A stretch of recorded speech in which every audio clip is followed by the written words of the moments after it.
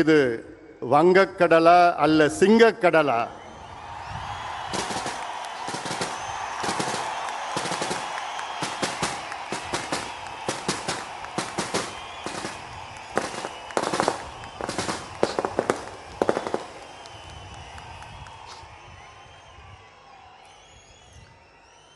மாமல்லபுரம் திருவிடந்தை கிராமத்தில் சித்திரை முழுநிலவு வன்னியர் இளைஞர் பெருவிழா மாநாடு நடைபெற்று கொண்டிருக்கிறது. இந்த மாநாட்டிற்கு வருகை தந்து இறுதியாக எழுச்சி உரை ஆற்ற இருக்கின்ற உலகில் வாழ்கின்ற 2.5 கோடி வன்னியர்களுக்கு விடிவெள்ளி நம்முடைய சமூக நீதி காவலர், மக்கள் காவலர், மரியாதைக்குரிய மருத்துவர் ஐயா அவர்களே,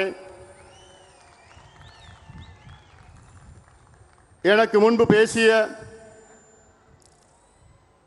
மாநில வன்னிய சங்கத்தின் தலைவர் பூத்தா அருள்மொழி அவர்களே, கட்சியின் கௌரவ தலைவர் திரு ஜி.கே. மணி அவர்களே,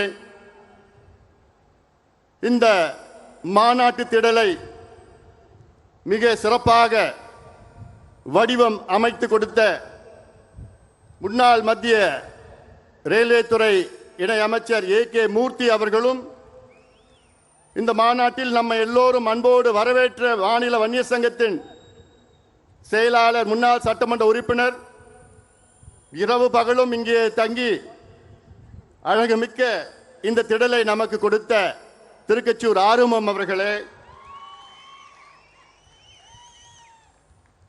கார்த்திக் அவர்களே, வைத்தி அவர்களே, தங்க ஐயாசாமி அவர்களே, ஆந்திராவிலிருந்து இங்கே இந்த மாநாட்டிற்கு வருகை தந்திருக்கின்ற நம்முடைய சொந்தம் ஆந்திரா சுரங்கத்துறை அமைச்சர் மரியாதைக்குரிய மாண்புமிகு திரு கொல்லு ரவீந்திரா அவர்களே, தம்பி ராஜன் அவர்களே, கர்நாடகாவிலிருந்து வருகை தந்திருக்கின்ற முன்னாள் மேயர் மரியாதைக்குரிய திரு பி.ஆர். ரமேஷ் அவர்களே, முன்னாள் சட்டமன்ற உறுப்பினர் மரியாதைக்குரிய நரேந்திர பாபு அவர்களே, மரியாதைக்குரிய ஷடி விஜயகுமார் திகழர் அவர்களே, மரியாதைக்குரிய என் கிருஷ்ண மைசூர் சம்புகுல சத்திரிய சங்கத்தை சார்ந்தவர்களே, சிங்கமகளூர் ரவிக்குமார் அவர்களே, வாசு கர்நாடகா வன்னியகுல சத்திரிய சங்கத்தின் வாசு அவர்களே, மலேசியாவிலிருந்து வருகை தந்திருக்கின்ற குள்ளப்பன் மணியன் கவுண்டர் அவர்களே, லண்டனில் இருந்து வருகை தந்திருக்கின்ற பாப்பா வெற்றி அவர்கள், சாமுசாவன் மாநில தலைவர் முனைவர் சிவபிரகாசம் அவர்கள் மற்றும் நேரமின்மை காரணத்தால் மேடையில் இருக்கின்ற அனைத்து சொந்தங்களே, எங்களுடைய அன்னை மேடையில் இருக்கின்றார்கள். இங்கே எழுச்சியோடு, வீரத்தோடு, நம்பிக்கையோடு வருகை தந்திருக்கின்ற என் தம்பிகளே, என் தங்கைகளே, என் அண்ணன்மார்களே, என் அக்காமார்களே, தாய்மார்களே, என் உயிரினு மேலான அன்பு சொந்தக்காரர்களே, உங்கள் அனைவருக்கும் இந்த அன்புமணி ராமதாசின் பணிவான வணக்கங்கள். உங்களை அனைவரையும் நானும் ஒரு முறை அன்போடு வரவேற்கின்றேன். இரு கரங்களை கூப்பி உங்களை வணங்கி நான் வரவேற்கின்றேன்.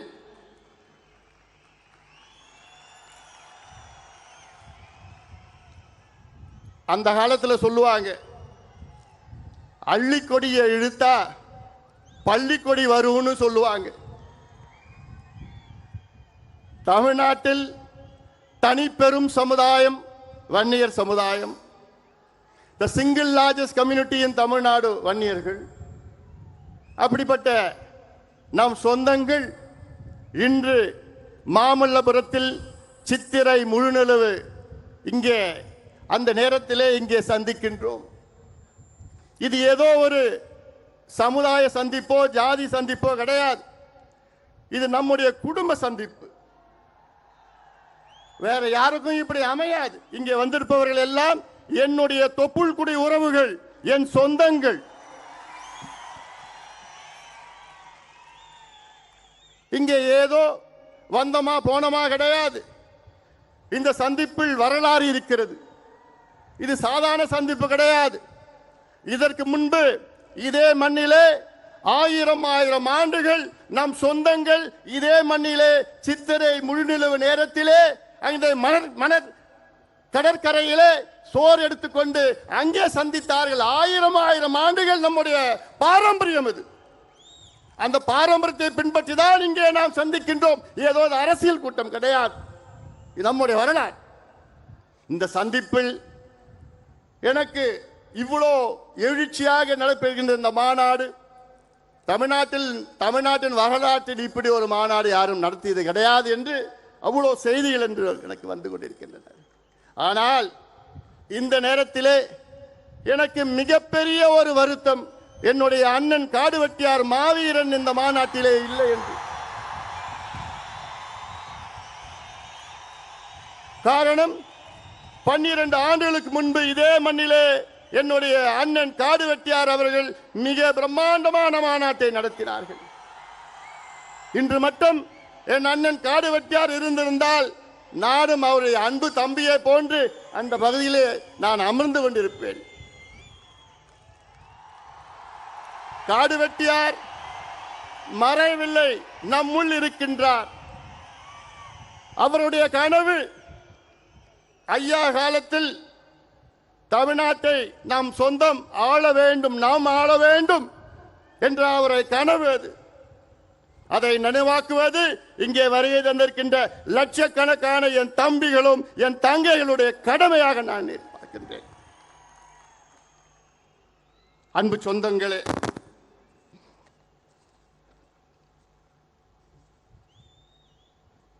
அந்த காலத்தில் நான் சொன்னது போன்று இந்த விழாவின் பேர் இந்திர விழா, வசந்த விழா.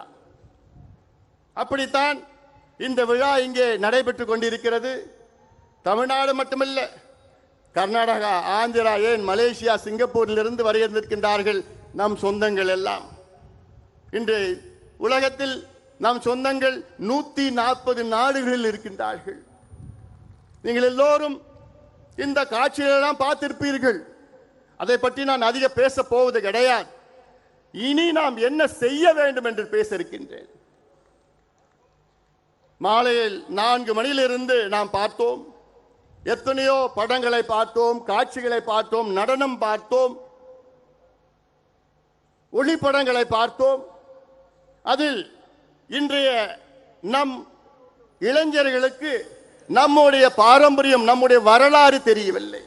அதற்காகத்தான் உங்களுக்கு இவ்வளோ நேரம் இதையெல்லாம் உங்களுக்கு தெளிவுபடுத்தத்தான் இந்த காட்சியிலெல்லாம் உங்களுக்கு நாங்கள் கொண்டு வந்திருக்கின்றோம்.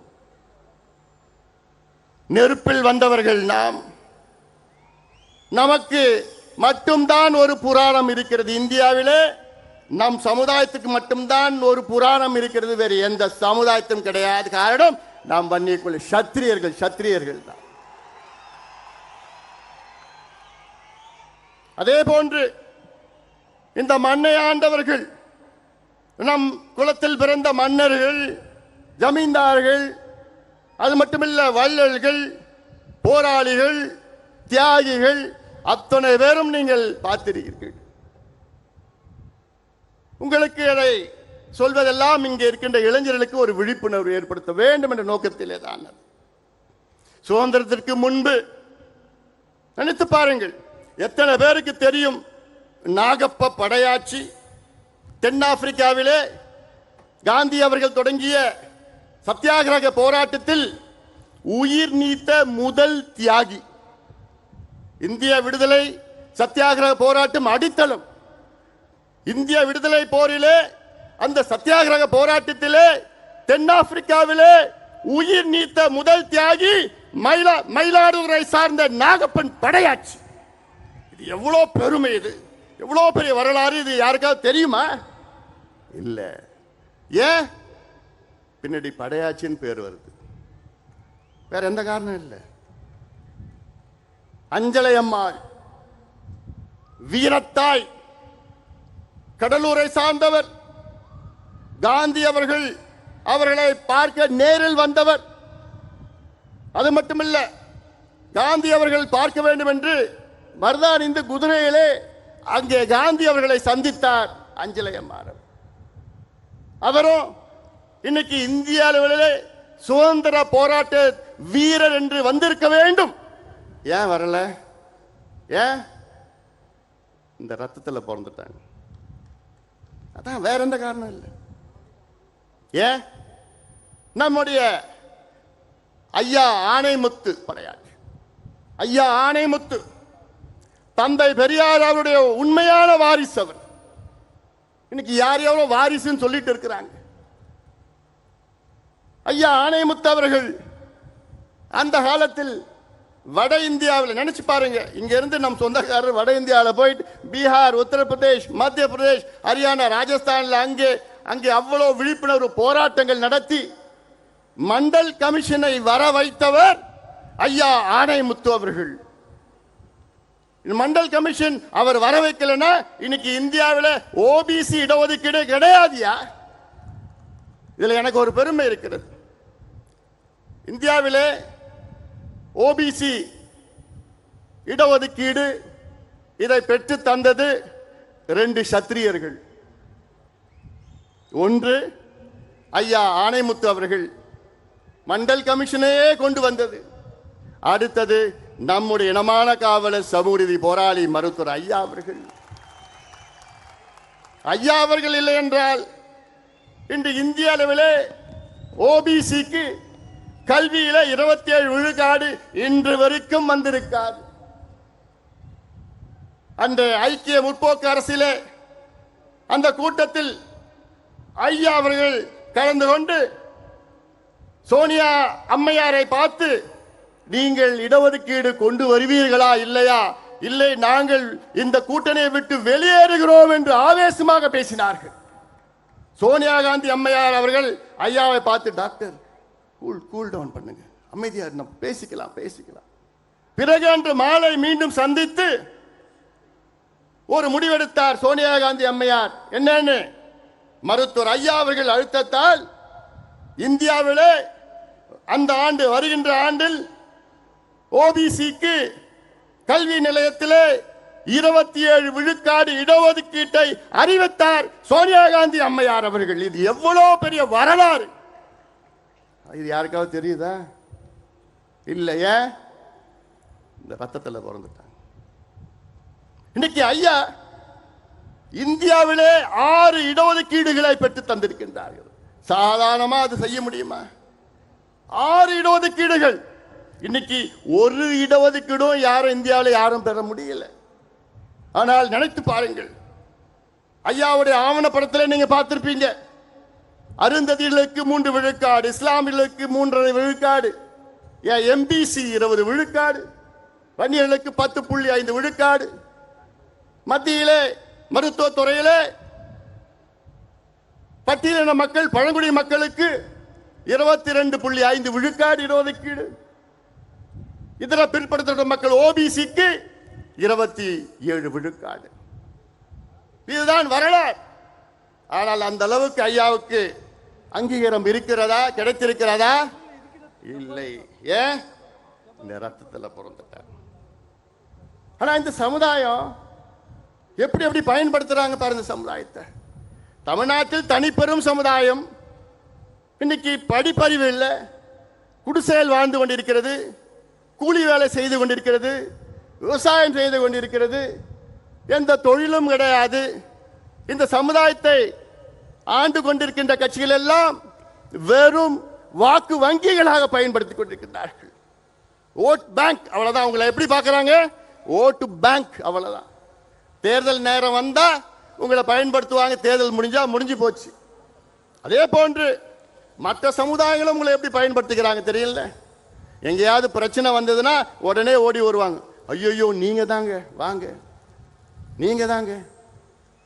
நம்மளும் போவோம், பிரச்சனை இல்லை, தீர்த்து வைப்போம், 10, 20, 30, 50 கேஸ் வாங்குவோம். அதுக்கப்புறம் முடிஞ்சு போச்சு. தேர்தல் வந்ததுன்னா டாடா பை பை.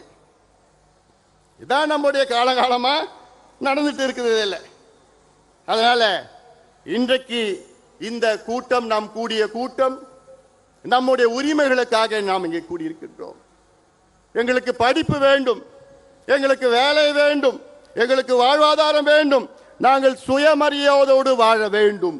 அந்த நோக்கத்திற்காகத்தான் இங்கே லட்சக்கணக்கான என் சொந்தங்கள் இங்கே கூடியிருக்கின்றோம். ஏதோ சும்மா இங்க வந்தோமா கூட்டமா இந்த தேர்தலுக்காகவோ கூட்டணிக்காகவோ அரசியலுக்காக நம்ம கூடல. இங்க நாம் உரிமைகளுக்காக நாம் கூடியிருக்கின்றோம். ஐயா அவர்கள் மிக சிரமப்பட்டு நம்ம பார்த்திருப்பீங்க, இங்க 21 தியாகிகள், 21 மட்டும் 27 தியாகிகள், அதில் ஒரே நாளிலே 21 தியாகிகள் காவல்துறையினர் சுட்டார்கள். அதன் பிறகு ஐயா அவர்கள் நமக்கு வாங்கி தந்தது 20 விழுக்காடு எம்பிசி என்ற இடஒதுக்கீடு. அந்த இடஒதுக்கீடு வந்து கிட்டத்தட்ட 35 ஆண்டுகள் ஆகின்றன, 36 ஆண்டுகள் ஆகிறது இடஒதுக்கீடு வந்து. ஆனால் 36 ஆண்டுகள் ஆகியும் இன்று நமக்கு சரியான முறையிலே வேலை வாய்ப்பு இல்லை, நமக்கு சரியான முறையிலே கல்வி கிடைக்கவில்லை. அதனால்தான் ஐயா அவர்கள் மீண்டும் போராடி, கடந்த ஆட்சியாளரிடம் மன்றாடி போராடி அழுத்தம் கொடுத்து வன்னியர்களுக்கு 10.5 விழுக்காடு இடஒதுக்கீடு பெற்று தந்தார்கள். ஆனால் அதையும் சூழ்ச்சியாளர்கள் அதை கெடுத்து நீதிமன்றத்துக்கு சென்று நமக்கு எதிரான ஒரு தீர்ப்பு வந்தது. பிறகு உச்சநீதிமன்றத்திற்கு சென்றோம்.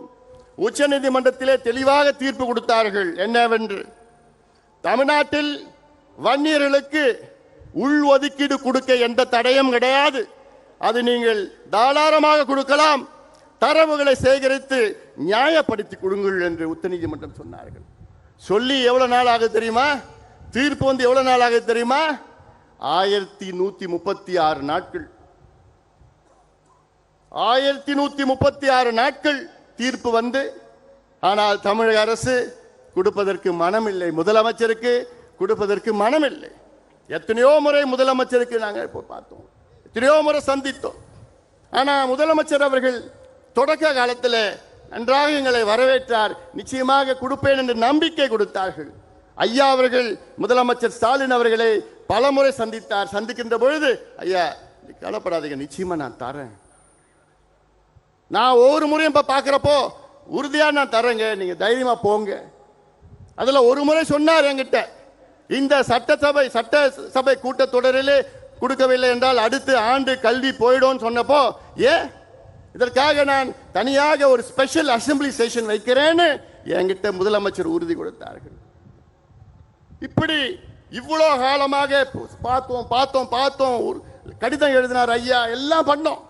ஆனால் திடீரென்று முதலமைச்சர் அவர் மனசை மாத்திக்கிட்டார். ஏன் மாத்தினார் இன்னைக்கு வரைக்கும் தெரியல.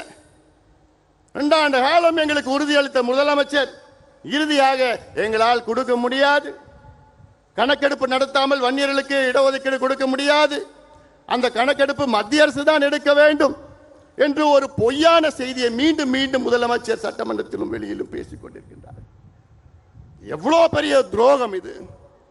சமுதாயத்திற்கு நிகழ்ந்த மிகப்பெரிய துரோகமாக நான் பார்க்கின்றேன். முதலமைச்சர் சொல்வது, தமிழக அரசிற்கு கணக்கெடுப்பு நடத்த அதிகாரம் இல்லையா உங்களுக்கு? பிறகு உங்கள் தந்தை எப்படி எடுத்தார்? கடந்த காலத்திலே எம்ஜிஆர் அவர்கள் எப்படி எடுத்தார்கள்? உங்கள் தந்தையை நிறுவிய சட்டநாதன் கமிஷன் 1969-70 நிறுவிய கமிஷன், அவர்கள் ஒரு பரிந்துரை கொடுத்தார்கள், ஒரு கணக்கெடுப்பு நடத்தி அந்த கணக்கெடுப்பு அதற்கு அவர்களுக்கு அதிகாரம் இல்லையா? எம்ஜிஆர் அவர்கள் 1984 அம்பாசங்கர் கமிஷனை நிறுவினார். அம்பாசங்கர் அவர்கள் வீடு வீடாக டோர் டு டோர் எனுமரேஷன் செய்தார்கள். அப்பொழுது அவருக்கு அதிகாரம் இல்லையா? அதன் பிறகு ஜனார்தனன் கமிஷன் அவர்கள் இதையெல்லாம் ஒன்றாக சேர்த்து கொலேட் பண்ணி அவர்கள் ஜனார்தனம், நீதி அரசு ஜனார்தனம் 3 பரிந்துரைகளை கொடுத்தார்கள் அரசுக்கு, திமுக அரசுக்கு. ஒன்று, அருந்ததியர்களுக்கு 3 விழுக்காடு உள்ஒதுக்கீடு கொடுக்க வேண்டும் என்று நீதியரசர் ஜனார்தனம் பரிந்துரை கொடுத்தார். அதை அப்படியே கலைஞர் அவர்கள் ஏற்றுக்கொண்டார், அருந்ததியர்களுக்கு உள்ஒதுக்கீடு கொடுத்தார்.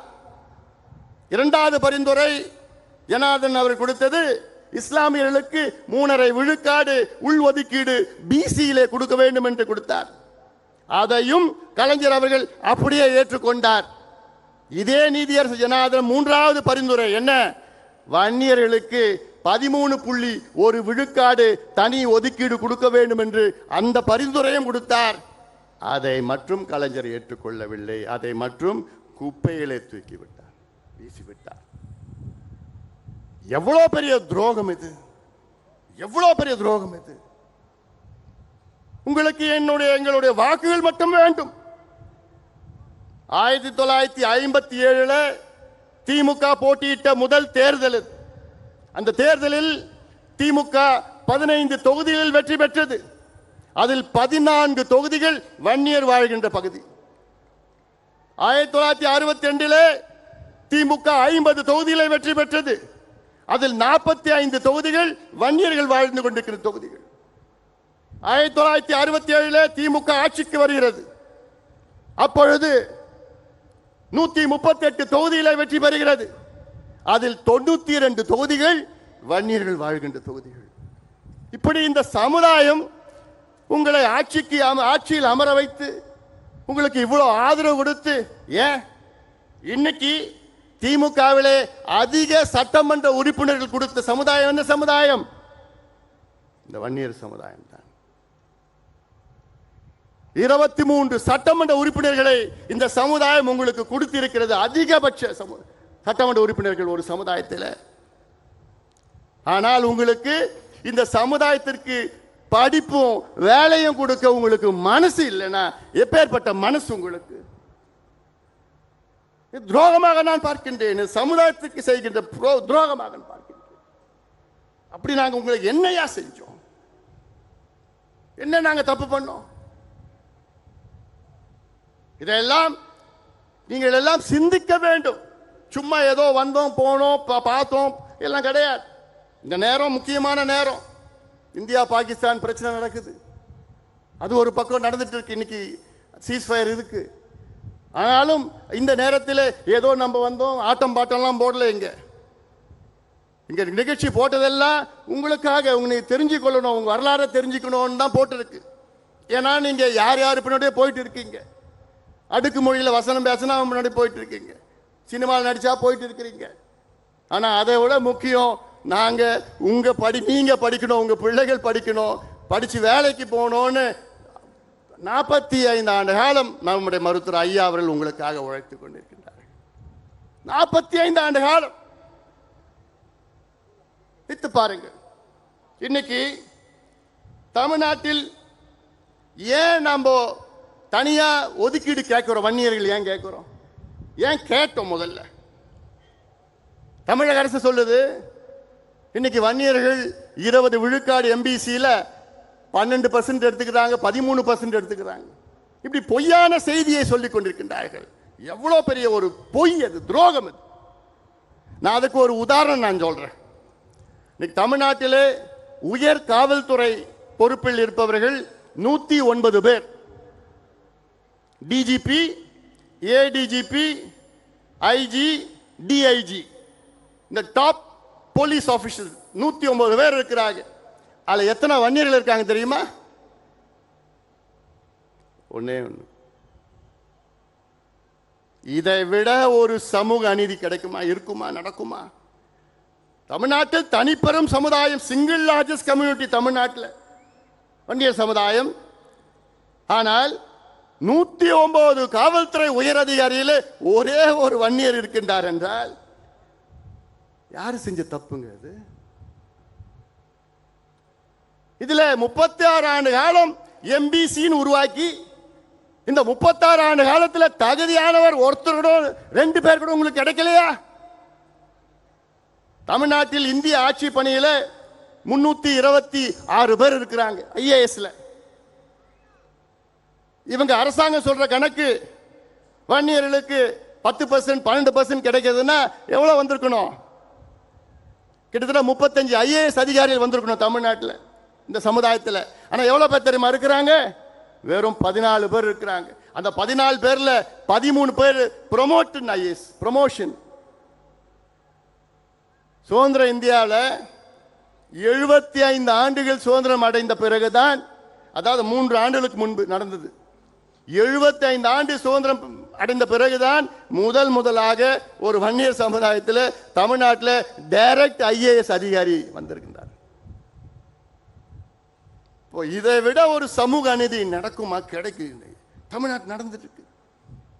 75 years post independence, the first direct IAS officer in the community தமிழ்நாட்டில். அப்போ முதலமைச்சர் என்ன செய்யணும்? அதுக்கு இவ்வளவு மோசமா இருக்கிறாங்களே இந்த சமுதாயம். சமுதாயத்தை எப்படி வழி நடத்துவது, எப்படி முன்னேற்றுவது திட்டமிட்டு இருக்கணும். ஏன்னா இந்த சமுதாயம் உங்களை அப்படியே ஓட்டு போடுது, அப்படியே நம்புது. ஆனா அதை பற்றி முதலமைச்சருக்கு எல்லாம் கவலைப்படுற மாதிரி எனக்கு தெரியல. எனக்கு நான் இந்த சமுதாயத்தை மட்டும் நான் சொல்லல, நான் தமிழ்நாட்டில் உள்ள இதே போன்று இருக்கின்ற அனைத்து பின்தங்கிய சமுதாயம், அடக்கப்பட்ட, ஒடுக்கப்பட்ட, வஞ்சிக்கப்பட்ட சமுதாயத்திற்காக இங்கே நாங்கள் கூடியிருக்கின்றோம். தீர்மானத்தை நீங்க பார்த்திருப்பீங்க. இங்கே நாங்கள் இந்த கூட்டத்தை நடத்துகின்ற நோக்கமே தமிழ்நாட்டில் உள்ள வன்னியர்கள் உள்ளிட்ட அனைத்து பின்தங்கிய சமுதாயங்களுக்கு நாங்கள் இடஒதுக்கீடு மட்டுமல்ல, நல்ல முன்னேற்றங்களை கொடுக்க வேண்டும் என்ற நோக்கத்திலே இங்கே நாங்கள் கூடியிருக்கின்றோம். அதில் இன்னொரு தீர்மானம் பார்த்திருப்பீங்க, பட்டியலின மக்களுக்கு 2 விழுக்காடு கூடுதலாக இடஒதுக்கீடு என்று பார்த்திருப்பீர்கள். இதெல்லாம் என்ன செய்யணும்? அடித்தளம் என்ன செய்யணும்? இந்த சமுதாயத்தினுடைய இந்த மாநாட்டுடைய முக்கியமான கோரிக்கை, தமிழ்நாட்டில் ஜாதிவாரி மக்கள் தொகை கணக்கெடுப்பு நடத்துங்கள். மத்திய அரசு அறிவித்திருக்கிறது. அதற்கு பிரதமர் நரேந்திர மோடி அவர்களுக்கு நன்றிகளை தெரிவிக்கின்றோம். காரணம், எங்களுடைய மருத்துவர் ஐயா அவர்களுடைய 45 ஆண்டு கால கோரிக்கை. 45 ஆண்டு காலமாக எத்தனையோ பிரதமர்களை ஐயா அவர்கள் நேரிலே சந்தித்தார்கள். ராஜீவ் காந்தி அவர்களை, பிறகு விபி சிங் அவர்களை, பிறகு வாஜ்பாய் அவர்களை, பிறகு மன்மோகன் சிங் அவர்களை, பிறகு நரேந்திர மோடி அவர்களை பல முறை சந்தித்து அழுத்தம் கொடுத்து இப்பொழுது மத்திய அரசு அறிவித்திருக்கிறது. இந்த வெற்றி நம் ஐயாவுக்கு கிடைத்த வெற்றி இது, நம் ஐயாவுக்கு கிடைத்த வெற்றி இது. ஆனாலும் மத்தியிலே எடுக்க முடிவு செய்து விட்டார்கள். ஆனால் நம்ம ஆளு எடுக்க மாட்டார். நம்ம ஆளு எப்ப எடுக்க போறாரு? எடுப்பாரா? என்னப்பா நான் மட்டும் பேசிட்டு இருக்கேனா? தமிழ்நாட்டில் எடுப்பாரா முதலமைச்சர்? தெளிவா இருக்கிறீங்களா? எடுக்க போறது கிடையாது. ஆனா நம்ம எடுக்க வைப்போம். வைக்க முடியுமா? முடியுமா? சரி, நான் கேட்கிறேன், எவ்வளோ காலமா எங்களை கெஞ்ச வைப்பீங்க நீங்க? 45 வருஷமா ஐயா அவர்கள், நான் சொன்னேன்ல, எத்தனையோ முதலமைச்சரை பார்க்கிறாரு, எத்தனையோ பிரதமரை பார்க்கிறாரு. எதுக்கு பார்க்கிறாரு? இந்த பிள்ளைங்களுக்கு படிப்பு கொடு, இந்த பிள்ளைங்களுக்கு வேலை கொடு, எங்களை சுயமரியாதையோடு வாழ விடு. எவ்வளவு காலமையா கெஞ்ச வைப்பீங்க எங்களை?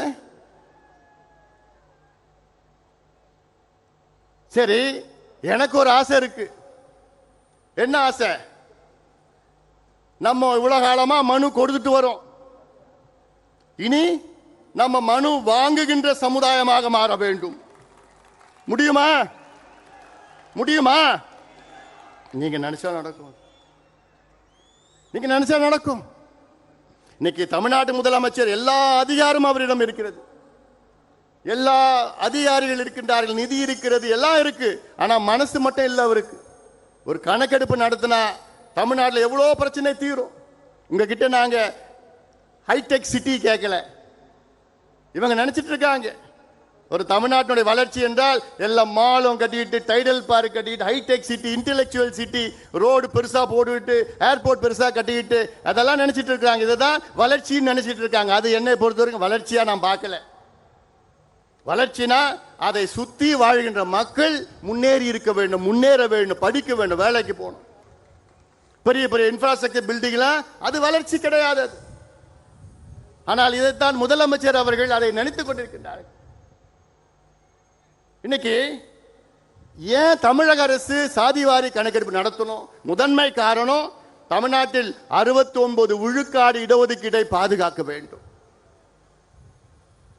இன்னைக்கு இந்த இடஒதுக்கீடு உச்ச நீதிமன்றத்திலே வழக்கு இருக்கிறது. இந்த இந்த 69 விழுக்காடு இடஒதுக்கீடை தடை செய்ய வேண்டும் என்று. இந்த இடஒதுக்கீடு பெறுவதற்கு ஐயா உள்ளிட்ட நீங்கள் எல்லோரும் எத்தனை போராட்டங்கள் செய்தீர்கள். அது மட்டுமில்ல, முன்னாள் முதலமைச்சர் ஜெயலலிதா அம்மையார் அவர்கள் 69 விழுக்காடு இடஒதுக்கீட்டை 9வது அட்டவணையிலே, அரசியல் சாசன 9வது அட்டவணையிலே மிக சிரமத்திற்கு பிறகு நம்ம இடஒதுக்கீடை பாதுகாப்பு அளித்தார். கான்ஸ்டிடியூஷனல் அமெண்ட்மெண்ட் நடந்தது, டெல்லியில் நடந்தது, பார்லிமெண்ட்ல. எவ்வளவு பெரிய வேலை செய்தார். என்னை பொறுத்தவரை ஜெயலலிதா அம்மையார் அவர்கள் தமிழ்நாட்டுக்கு செய்த மிகப்பெரிய சாதனையாக நான் பார்க்கின்றேன். ஆனால் அந்த இடஒதுக்கீட்டுக்கு இன்று ஆபத்து வந்திருக்கிறது. இதை பற்றி ஒரு துளியும் கவலை இல்லாத நம்முடைய முதலமைச்சர் ஸ்டாலின் அவர்கள் என்னைக்கு சுப்ரீம் கோர்ட்ல வரப்போகுதுன்னு தெரியல, வந்ததுன்னா முடிச்சிடுவாங்க. ஏன்னா கணக்கு இல்லை நம்ம கிட்ட. அது மட்டுமில்ல, இன்னைக்கு நான் முதலமைச்சராக இருந்தேன்னா பொறுப்புக்கு வந்து முதல் நாள் என்ன பண்ணியிருப்பேன், தமிழ்நாட்டில் எல்லா சமுதாயங்களும் எந்த நிலையில் இருக்கிறாங்கன்னு தெரிஞ்சுக்கிறதுக்கு நான் காஸ்ட் சர்வே செஞ்சிருப்பேன். எல்லா சமுதாயம். இதுதான் நல்ல நிர்வாகி செய்கின்ற வேலை. இது ஏன் செய்யணும்? அப்போதான் எல்லாமே முன்னேற்ற முடியும். எல்லோருக்கும் எல்லாம் என்று பேசினா போதாது, கிடைக்காதவர்களுக்கு கிடைக்க வேண்டும். இதற்காகத்தான் இங்கே நாம் கூடியிருக்கின்றோம். ஒரு உதாரணம் நான் சொல்றேன். தமிழ்நாட்டில் 377 சமுதாயங்கள் இடஒதுக்கீட்டால் பயன்பெறுகிறார்கள். 377 சமுதாயங்கள். இதில் பட்டியலின மற்றும் பழங்குடி மக்களுக்கு 19 விழுக்காடு இடஒதுக்கீடு. இதில் கிட்டத்தட்ட 114 சமுதாயங்கள் பயன்பெறுகிறார்கள். பட்டியலினம் பார்த்தீங்கன்னா எஸ்சி ஷெட்யூல் காஸ்ட் பார்த்தீங்கன்னா 3 பெரிய பிரிவுகள். ஆனால் உட்பிரிவுகள் 76 பேர் இருக்கிறார்கள். அதே போன்று பழங்குடி இனத்தை சார்ந்தவர்கள் 1 விழுக்காடு தான் இடஒதுக்கீடு. ஆனால் அவர்கள் 34 பிரிவுகள் இருக்கிறார்கள். அப்படி இந்த 34 பிரிவிலே வெறும் 4 பிரிவு தான் எல்லா இடத்தையும் எடுத்துட்டு போகுது. மீதி 30 பிரிவுகள் கிடைக்கல. இது எப்படி நீங்க தெரிஞ்சுப்பீங்க? யாருக்கு கிடைச்சது யாருக்கு கிடைக்கல எப்படி தெரிஞ்சுப்பீங்க? கணக்கெடுப்பு நடத்தணும், சர்வே நடத்தணும். கேட்டா முதலமைச்சர் கேட்டா எனக்கு அதிகாரம் இல்லைங்கோ. தெலுங்கானாவுக்கு அதிகாரம் இருக்கு. ஆந்திரா நம்ம அமைச்சர் வந்திருக்கிறார், இங்க ஆந்திராவில் கணக்கெடுப்பு நடத்திட்டு இருக்கிறாங்க, அவங்களுக்கெல்லாம் அதிகாரம் இருக்கு. கர்நாடகாவில் நடத்தி முடிச்சிட்டாங்க, ஒரிசாவில் நடத்திட்டு இருக்கிறாங்க, பீகாரில் நடத்தி முடிச்சிட்டாங்க, அவங்களுக்கெல்லாம் அதிகாரம் இருக்கு. நம்ம முதலமைச்சருக்கு மட்டும் அதிகாரம் இல்லையா? சட்டமன்றத்துக்குள்ளேயும் வெளியிலையும் ஒரு பொய்யை சொல்லிக் கொண்டிருக்கின்ற முதலமைச்சர் அவர்கள். உங்களுக்கு என்ன தயக்கம் இந்த கணக்கெடுப்பு நடத்தின? இல்லாதவருக்கு கொடுக்க வேண்டும், அதுதானே எங்களுடைய கொள்கை, அதான் உங்க கொள்கையும் கூட. அதே போன்று எம்பிசியில இன்னைக்கு 115 சமுதாயங்கள் இருக்கிறது. இந்த 115 சமுதாயத்தில் எந்த சமுதாயத்துக்கு கிடைக்கலன்னு எப்படி தெரியும் உங்களுக்கு? எந்த சமுதாயம் எல்லா இடத்தையும் எடுத்துட்டு போறாங்கன்னு எப்படி தெரியும் உங்களுக்கு? எத்தனையோ சமுதாயத்திற்கு எம்பிசியில ஒரு இடம் கூட கிடைக்கல. அது ஒரு கணக்கு. மற்றொரு கணக்கு இருக்கிறது. எம்பிசியில 115 சமுதாயங்கள் இருக்கிறது. இதில் 114 சமுதாயம் ஒட்டுமொத்தம் அவங்களுடைய மக்கள் தொகை கணக்கு பார்த்தீங்கன்னா தமிழ்நாட்டில் 6.8 விழுக்காடு தான். மொத்தமா சேர்ந்தா தமிழ்நாட்டினுடைய மக்கள் தொகையில 6.8 விழுக்காடு. ஆனால் ஒரு சமுதாயம், வன்னிய சமுதாயம் மட்டும் நீங்க கணக்கெடுப்பு நடத்தி பார்த்தீங்க, மக்கள் தொகை கணக்கெடுப்புல 14.2 விழுக்காடு. அது பழைய கணக்கு. இன்னைக்கு கிட்டத்தட்ட 18 விழுக்காடு மக்கள் தொகையில கணக்கு. ஆனால் வன்னியர்களுக்கு நான் சொன்னேன்ல, 109 காவல்துறை உயர் அதிகாரியில ஒருத்தர் தான் வன்னியர்னா இதுல இருந்து என்ன தெரியுது? இவங்களுக்கு ஏதோ படிப்பும் இல்லை, வேலையும் கிடைக்கல, எல்லாம் கூலி வேலை. கேரளாவில் ஈழவர் சமுதாயம், தமிழ்நாட்டில் வன்னியர்கள் போன்று கேரளாவில் ஈழவர் சமுதாயம் மிக மிக மிக மிக பின்தங்கிய சமுதாயம். இந்த சமுதாயத்தில் நம்முடைய மருத்துவர் ஐயா போன்றாங்க நாராயண குரு அவர்கள் தோன்றினார். சமுதாயத்தை திரட்டி போராட்டங்கள் நடத்தினார்கள். இன்னைக்கு கேரளாவில் ஈழவ சமுதாயத்திற்கு தனியாக 14 விழுக்காடு இடஒதுக்கீடை அந்த அரசு வழங்கியிருக்கிறது. 14 விழுக்காடு. அவர்களும் நம்ம போன்ற 18-20 விழுக்காடு அங்கே மக்கள். அது மட்டுமல்ல, கேரளாவில் எந்த சமுதாயம் 2.5 விழுக்காட்டுக்கு மேல் இருக்கிறதோ அவர்களுக்கு தனி இடஒதுக்கீடு அங்கே கேரளாவில் கொடுக்கிறார்கள். எல்லாம் கற்றுக்கொள்ளுங்கள். சமூக நீதி பற்றி பேசினா போதாது. நான் தந்தை பெரியாருடைய வாரிசு, தந்தை பெரியார் தாத்தா.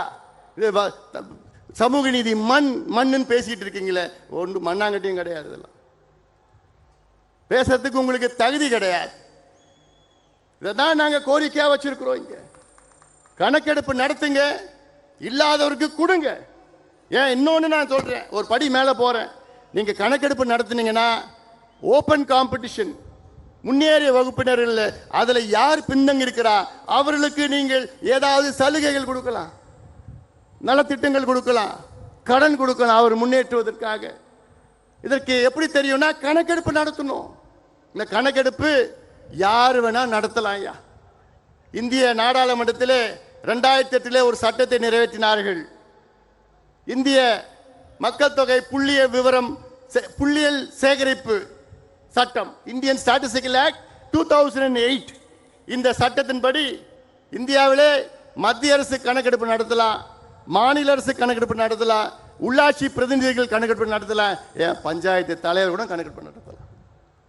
ஒரு பஞ்சாயத்து தலைவர் இந்த சட்டத்தின் கீழ் அவர் பஞ்சாயத்தில் எத்தனை வீடு இருக்கு, அந்த வீட்டில் என்ன வீடு, கூரை வீடா கல்லு வீடா, அந்த வீட்டில் எத்தனை பேர் இருக்கின்றார்கள், அவர்கள் எந்த சமுதாயத்தை சார்ந்தவர்கள், எந்த மதத்தை சார்ந்தவர்கள், எந்த மொழி எந்த இனத்தை சார்ந்தவர்கள், அவங்க படிச்சிருக்கிறாங்களா, பட்டதாரி இருக்கிறாங்களா, அவங்க வீட்டில் கழிப்பறை இருக்கிறதா, மின்சாரம் இருக்கிறதா, சைக்கிள் இருக்குதா, பைக் இருக்குதா, நிலம் இருக்குதா, இந்த எல்லாம் கணக்கெடுப்பு ஒரு பஞ்சாயத்து தலைவர் எடுக்கலாம். ஆனா நம்ம முதலமைச்சர் எங்களுக்கு அதிகாரம் இல்லைங்கோ, எங்களுக்கு அதிகாரம் இல்லைங்கோ இப்படி என்று போய் சொல்கின்ற ஒரு முதலமைச்சர் பார்க்குறீங்களா? எதுக்குங்க பயம் உங்களுக்கு? ஆனால் ஒன்று நான் சொல்கிறேன், ஆனால் கலைஞர் இன்னைக்கு இருந்திருந்தேன்னா நான் ஒரே கையெழுத்தெல்லாம் யோசிக்க மாட்டார். கணக்கெடுப்பு நடத்தி எல்லாருக்கும் என்ன, எல்லாருக்கும் நாங்கள் கேட்கறது எங்களுக்காக நாங்கள் கேட்கல, கிடைக்காதவங்களுக்கு நாங்கள் கேட்குறோம். ஏன்னா இந்த சமுதாயம் அப்படிப்பட்ட சமுதாயம். உங்களுக்கு எல்லாம் சோறு போடுற சமுதாயம். நான் உங்களுக்குன்னு சொன்ன இந்த நேரலை மூலியமாக பார்த்து கொண்டிருக்கின்ற மக்கள், கோடிக்கணக்கான மக்கள் நான் சொல்றேன். நான் நீங்க இந்த மக்கள் மட்டும் இல்லைனா தமிழ்நாட்டு மக்கள் சோறு சாப்பிட முடியாது. இந்த மக்கள் மட்டும் இல்லைனா, இங்க இருக்கின்ற மக்கள் மட்டும் இங்க இல்லைனா வீட்டில் நீங்க நிம்மதியா வாழ முடியாது. ஏன்னா உங்க வீடு கட்டி கொடுக்கிறது இந்த சமுதாயம் தான். உங்களுக்கு சேத்துல நின்று உங்களுக்கு சோறு போடுறது இந்த சமுதாயம் தான். நீங்க கார்ல ஹாயா ரோட்ல போறீங்க இல்ல, அந்த ரோடு போடுறது இந்த சமுதாயம் தான்.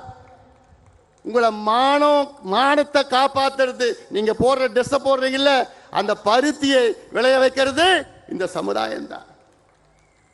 பெயர்பட்ட ஒரு பெரிய சமுதாயம் இன்னைக்கு கூலி வேலையில கஞ்சோ கூழோ குடித்து கொண்டு குடிசையில் வாழ்ந்து கொண்டு படிப்பறிவு இல்லாமல் மதுவுக்கு அடிமையாக இருக்கின்ற சமுதாயம். நீ வேலை கொடுத்தனா இந்த பிள்ளை ஏன் மது கடைக்கு போறான்? நீ வேலை கொடுத்தனா ஏன் இந்த போதை பழக்கத்துக்கு அடிமையாக்க போறான்? வட தமிழ்நாட்டில் பார்த்தீங்கன்னா எங்க பார்த்தாலும் டாஸ்மாக் விற்பனை. ஓஹோ, காரணம் பிள்ளைங்களுக்கு வேலை கிடையாது, படிப்பு கிடையாது.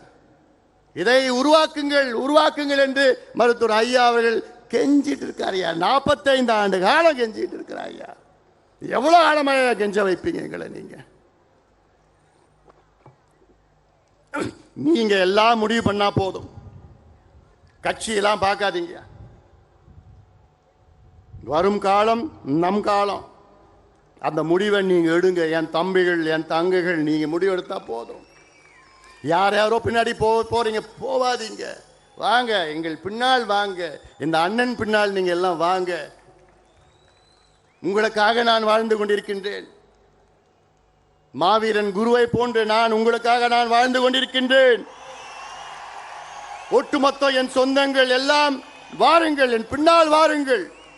உங்களுக்கு நான் படிப்பு நான் வாங்கி தருகின்றேன், வேலை வாய்ப்பை உருவாக்குகின்றேன். நாம் ஆள வேண்டும். ஆளுகின்ற காலம் வந்து விட்டது. இந்த படத்தெல்லாம் பார்த்தீங்கல்ல, எப்படி வாழ்ந்த மக்கள் நாம், இந்த மண்ணை ஆண்டவர்கள், இந்த பூர்வகுடி மக்கள் நாம், இந்த மண்ணுக்கு சொந்தக்காரர்கள் நாம், இந்த மண்ணை காப்பாற்றினோம்.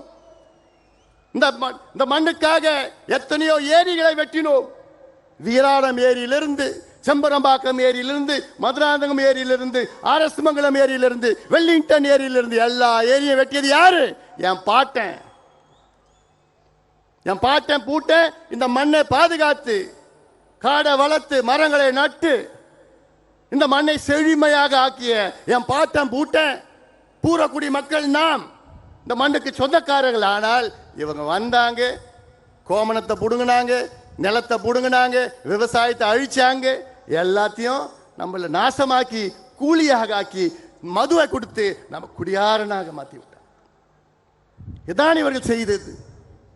ஆனால் தான் நாங்கள் சொல்றோம், இனி ஒரு மாற்றம், ஆட்சி மாற்றம் வேண்டும், நாம் ஆள வேண்டும் என்ற என் தம்பிகள் தங்கைகள் உங்கள் மனதிலே ஒவ்வொரு நாளும் நீங்கள் உங்கள் மனதிலே அது ஒழிக்க வேண்டும். ஆம், இனி நம்முடைய காலம், நாம் ஆள வேண்டும் என்ற அந்த எழுச்சி உங்கள் மனதிலே வர வேண்டும். இன்னொன்று, இப்பொழுது இந்த தீர்மானம் ஒன்று படித்தோம். அதில் தனியார் துறையிலே இடஒதுக்கீடு வேண்டும் என்று.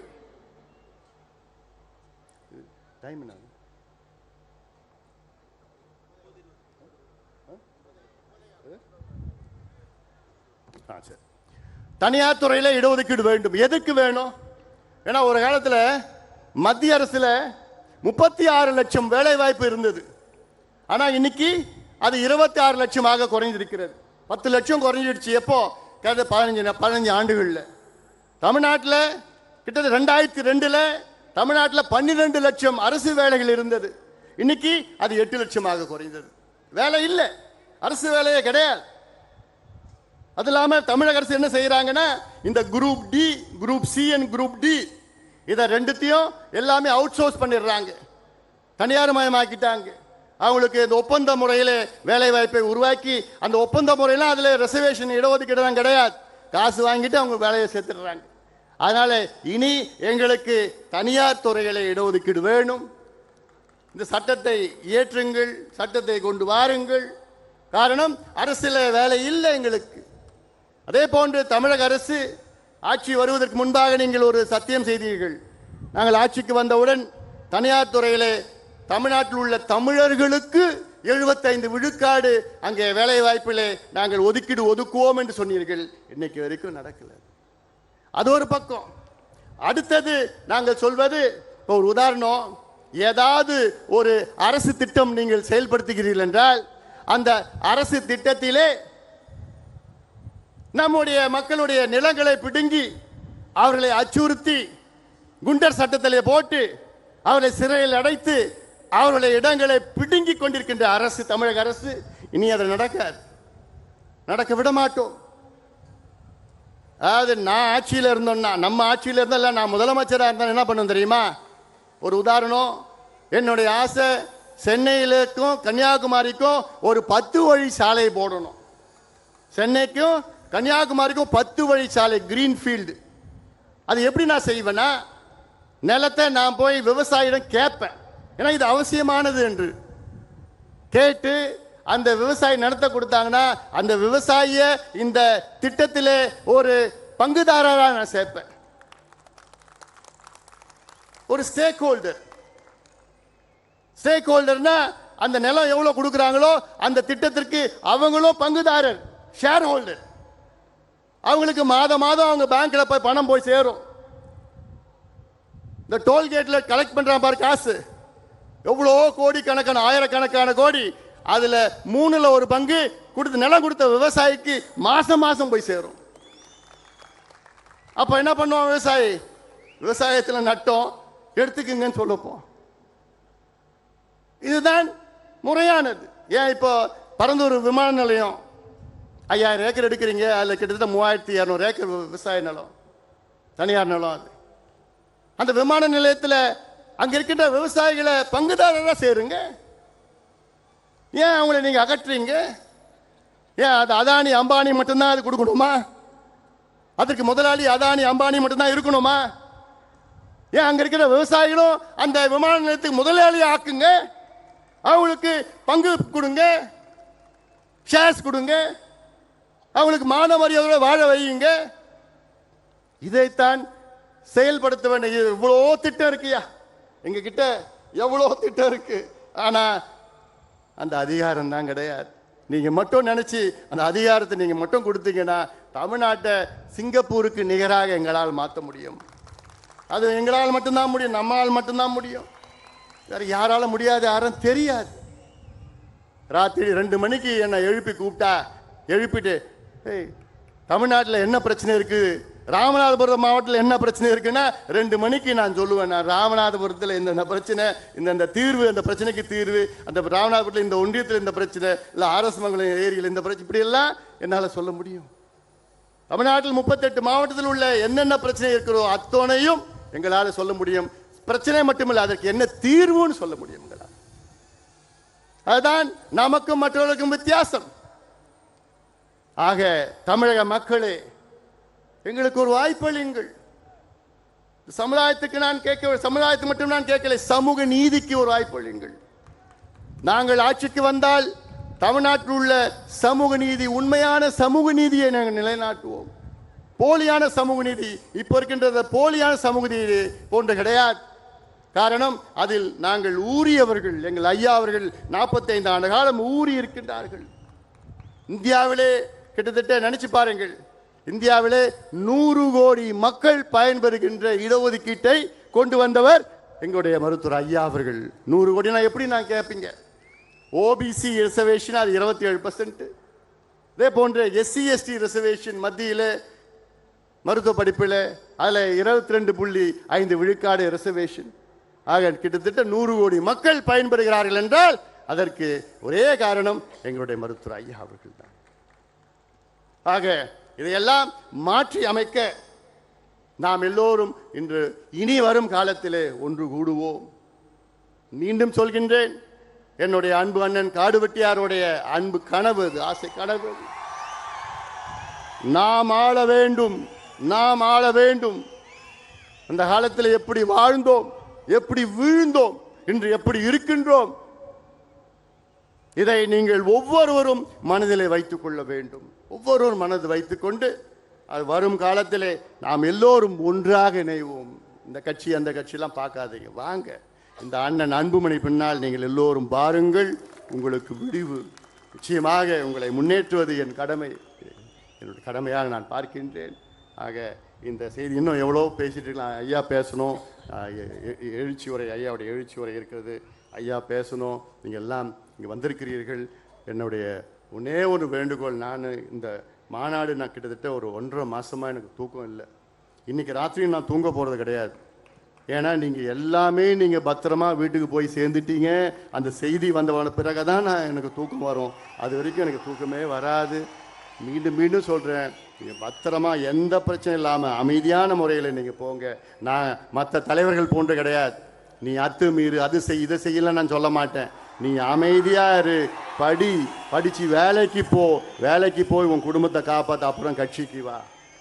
இதுதான் என்னுடைய நோக்கம். என்ன, ஒரு என் தம்பியோ தங்கையோ ஒரு வழக்கு கூட நீ வாங்கக்கூடாது. ஒரு வழக்கு, எந்த பிரச்சனைக்கு நீ போவாதையா. ஐயா உங்களுக்கு இடஒதுக்கீடு வாங்கி கொடுத்துருக்கிறாரு, அதில் படித்து வேலைக்கு போ. அதுதான் நோக்கமே, நம்முடைய நோக்கமே அதுதான். அதற்காகத்தான் இங்கே நம்ம கூடியிருக்கிறோம். அதனால் நீங்கள் பத்திரமா நீங்கள் போங்க. அதுக்கு பிறகு நானும் வரேன், ஒவ்வொரு கிராமமாக நான் வரப்போகிறேன். உங்களை சந்திக்க நான் உங்களை தேடி, உங்கள் விடை தேடி, நான் இல்லத்தை தேடி நான் வர இருக்கின்றேன். அதற்கு நீங்கள் எல்லோரும் ஒன்றாக ஒற்றுமையாக இருக்க வேண்டும். இந்த மாநாடை மிக சிறப்பாக இந்த திடலை ஏற்பாடு செய்த நம்முடைய ஆக்ஷன் கிங் ஏகே மூர்த்தி, திருக்குச்சூர் ஆரம்பம் உள்ளிட்ட இங்கே எத்தனையோ பேர் இங்கே இருக்கிறாங்க, மேடையில் இருக்கிறாங்க, இவ்வளோ பேர் இருக்கிறாங்க. ஏன் நில்லுங்களா கொஞ்சம் நேரம். லோக்கல் நிர்வாகிகளா, இவங்களுக்கு ஒரு கொஞ்சம் கைத்தட்டல் கொடுங்க. இவ்வளோ கிட்டத்தட்ட 1.5 மாதமாக இங்கே இரவு பகல் இந்த வெயிலில் போட்டு எவ்வளோ வேலைகள், இந்த பிரம்மாண்டமாக மாநாடு. உங்களுக்கு எல்லாம் நன்றி நான் தெரிவிக்கிறேன். நான் இந்த மாநாட்டின் சார்பில் நன்றி தெரிவிக்கிறேன். என்னுடைய அன்பு அண்ணன், பாசத்துடைய அண்ணன் CR பாஸ்கரன் அவர்கள், எங்கே இருக்கிறார் அவர்?